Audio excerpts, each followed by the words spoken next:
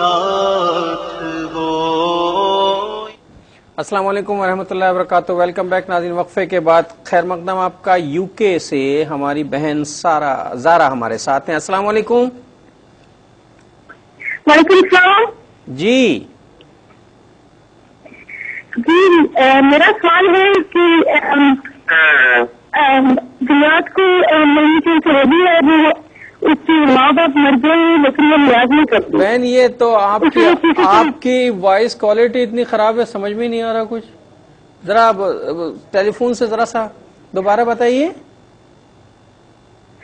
اچھا، وہ میرا سوال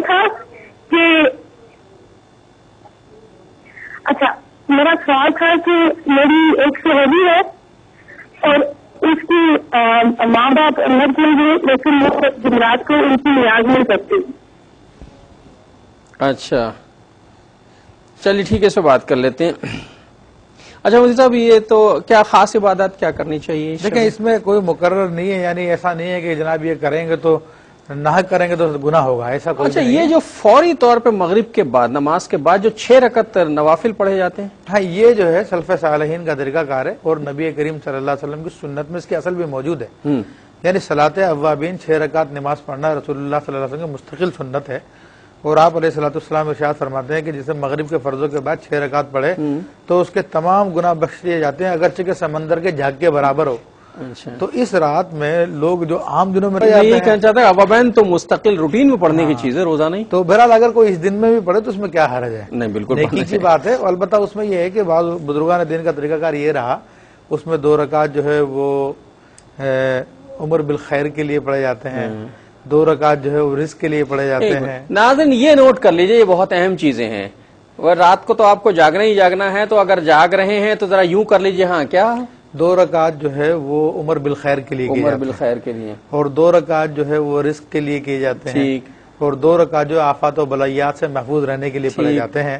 اور ہر 2 رکعت کے بعد جب آپ 2 رکعت بالفرض عمر کے لیے آپ نے پڑھے خیر کے ساتھ، تو اس کے بعد جو ہے 1 مرتبہ سورہ یاسین یا 21 مرتبہ سورہ اخلاص اس کو پڑھا جاتا ہے، اور پھر وہ جو لیلۃ نصف شعبان کی دعا ہے تو وہ دعا جو حضرت عبداللہ ابن عمر سے مروی ہے، یا ذا المن ولا یمن علیہ، اس کو پڑھا جاتا ہے۔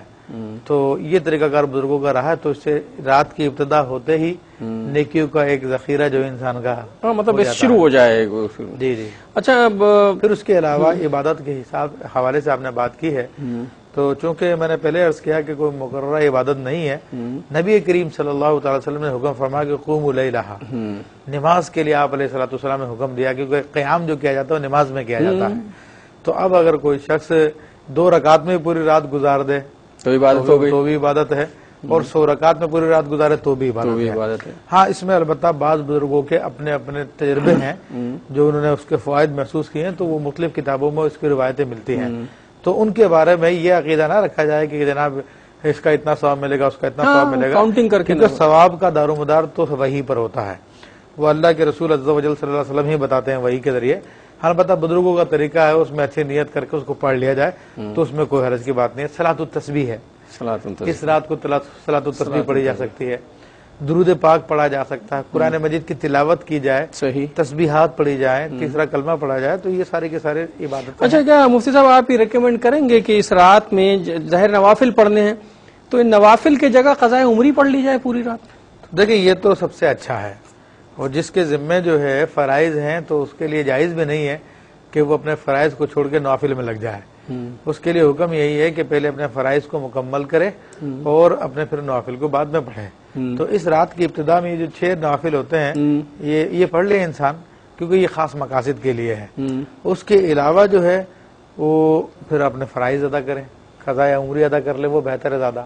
اچھا آپ نے یہ شعبان کی جو 15ویں شعبان ہے شب ہے، اس کے بارے میں یہ لیلۃ القدر ہے، قدر والی رات ہے، یہ شب قدر ہے، شب قدر نہیں بلکہ شب برات ہے۔ شب برات ہے، مطلب کچھ حضرات یہ کہتے ہیں کہ صاحب یہ شب برات ہے، اور جس شب کا تذکرہ، جس کی اہمیت اور فضیلت کے بارے میں بیان کیا گیا وہ رمضان والی ہے، 27 رمضان، جس ہم نے 27 کہہ دیا، وہ تو آخری عشرے میں تلاش کرنے والی ہوتی۔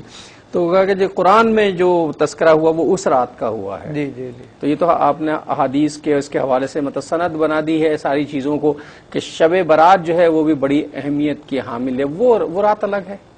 لیکن وہ رات الگ ہے اور یہ رات الگ ہے. اور بلا شبہ قرآن مجید فرقان حمید کی جو ظاہر اور صریح آیت ہے جو فرمایا گیا یفرق فیہا کل امر حکیم کہ اس رات میں تمام حکمت والے کام تقسیم کیے جاتے ہیں، تو ایک تفسیر اس کی یہ ہے کہ یہ شب قدر ہے، یہ شب قدر ہے، لیلۃ القدر جو رمضان کی 27ویں رات میں ہوتی ہے.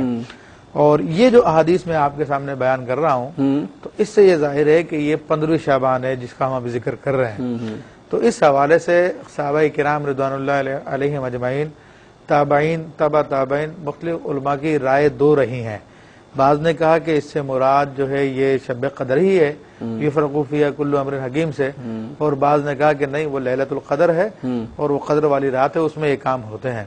حضرت عبداللہ ابن عباس رضی اللہ تعالی عنہما جو صحابی رسول ہیں، نبی علیہ الصلوۃ والسلام نے ان کے لیے دعا فرمائی ہے تفسیر کی، اللہم علمہ التاویل، اے اللہ تو ان کو قرآن کی تفسیر کا علم عطا فرما، سکھا دے.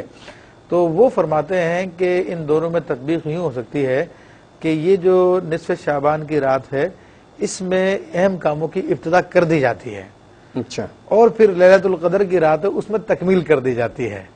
تو اس طرح سے یہ دونوں کی دونوں راتیں جو ہے اس اعتبار سے جو ہے اہمیت کی حامل ہے. پھر لیلۃ القدر کی فضیلت پھر نزول قرآن کے اعتبار سے بڑھ کر اس سے زیادہ ہے، تو وہ اس کی فضیلت میں جگہ مسلم ہے، لیکن اس کی فضیلت بھی احادیث طیبہ سے ثابت ہے اور اسی تعویل کے ساتھ ہے کہ قرآن کی آیت بھی برقرار رہی ہے اور دونوں معاملات میں تطبیق بھی ہو گئی ہے. اب اتنا کیا کافی نہیں ہے کہ رسول اللہ صلی اللہ علیہ وسلم کی طرف سے ارشاد ہو گیا کہ یہ ہے، اس کے بعد کسی دلیل کی ضرورت تو پڑتی نہیں؟ بلا شبہ مومن کے لیے میں تو نہیں مانتا کسی دلیل. اگر حضور صلی اللہ علیہ وسلم کی کوئی حدیث مبارکہ سامنے آ جائے کہ آپ نے فرمایا کہ یہ یوں ہے، اس کے بعد سارے دروازے جو ہیں بحث و مباحثے کے بند ہو جاتے ہیں. وہ آخری اور حتمی دلیل ہے اللہ کے رسول کے. مودی صاحب، ہمارے ہاں ایک عمل جو ہے وہ ہوتا ہے بڑے پیمانے پر، اور میں چاہوں گا کہ اس پروگرام کے حوالے سے فتویٰ جاری کیجیے اس پر کہ یہ جو ہمارے ہاں ابھی اس مرتبہ تو رجب سے یہ معاملات شروع ہو گئے، رات بھر آتش بازی ہو رہی ہے اور جناب بڑے پیمانے پر نیندیں حرام کی جا رہی ہیں لوگوں کی. اس سلسلے میں ہم نے پچھلے سال بھی لوگوں سے درخواست کی تھی، کیا یہ جائز ہے یہ سب کام کرنا؟ ایسی خوشی منانی چاہیے؟ لیکن پہلے تو اسی آپ کی بات کو میں مزید تھوڑا سا آگے بڑھا دوں جو آپ نے کہا کہ رسول اللہ صلی اللہ علیہ وسلم نے فرمایا. اچھا، بعض حضرات کا خیال یہ کہ یہ روایتیں ضعیف ہیں، تو ضعیف روایتوں کی وجہ سے وہ منع کرتے ہیں. لیکن یہ ساری کی ساری روایتیں ضعیف نہیں ہیں، ان میں صحیح بھی ہیں، اور اگر بالفرض ان کی بات مان بھی لی جائے ضعیف ہے تو اس میں فضائل اعمال میں یہ مسلمہ اصول ہے اہل حدیث کا، علماء حدیث کا، کہ وہ ضعیف حدیث کو بھی مقبول کرتے ہیں. اور یہ تو وہ احادیث ہیں جن کی مختلف سندیں ہیں، اور جب بھی کوئی حدیث مختلف سندوں سے آتی ہے اگرچہ وہ ضعیف ہو تو وہ ایک سند دوسری سند کو تقویت دیتی ہے، وہ درجہ حسن تک پہنچ جاتی ہے، اور درجہ حسن کو اعمال میں استعمال کیا جاتا ہے، اس پہ عمل کیا جاتا ہے. اب آپ کے سوال کی طرف آتے ہیں. نہیں، میں یہ وجہ اچھا ضعیف حدیث جو لوگ بعض حضرات کہے کہ بہت سی چیزوں کو ضعیف حدیث کہہ کے، تو جب کچھ نہ مل رہا ہو تو پھر ضعیف حدیث بھی اتھینٹک ہو جاتی ہے. ضعیف حدیث ہمارے اپنے نفسانی خواہشات سے بہتر ہے، ہمارے اپنے خیالات سے بہتر ہے، اس میں نسبت رسول اللہ صلی اللہ علیہ وسلم کی طرف ہے، اور ہماری اپنی رائے اپنی ہوتی ہے. تو ضعیف حدیث پھر بھی بہتر ہے دیگر لوگوں کی رائے کے مقابلے میں، اگر وہ کسی قرآن و حدیث کی صحیح بات سے نہ ٹکرائے.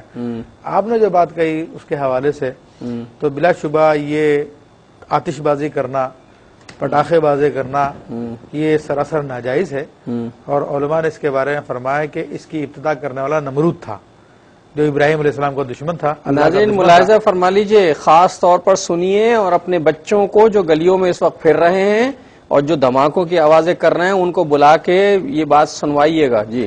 اور یہ اس کی ابتدا کرنے والا نمرود تھا جس نے سیدنا ابراہیم علیہ السلام کے ساتھ یہ زیادتی کی تھی، اور مسلمان لوگوں کو چاہیے کہ اپنے بچوں کو اس سے روکیں، کیونکہ اس میں ہر طرح سے گناہ کا پہلو نظر آتا ہے.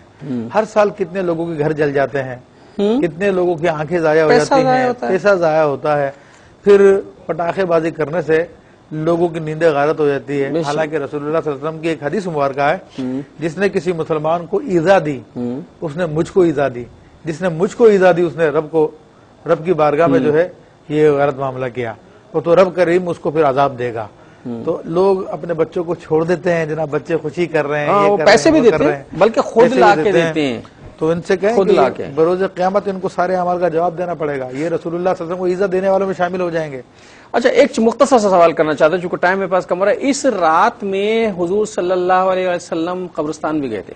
جی ہاں، بلا شبہ امام غزالی رحمۃ اللہ علیہ نے احیاء العلوم میں اس کو لکھا ہے، کشف القلوب میں لکھا ہے، اور آپ علیہ الصلوۃ والسلام وہاں پہ تشریف لے گئے، آپ نے عبادت بھی کی، لوگوں کے لیے دعائے مغفرت بھی کی۔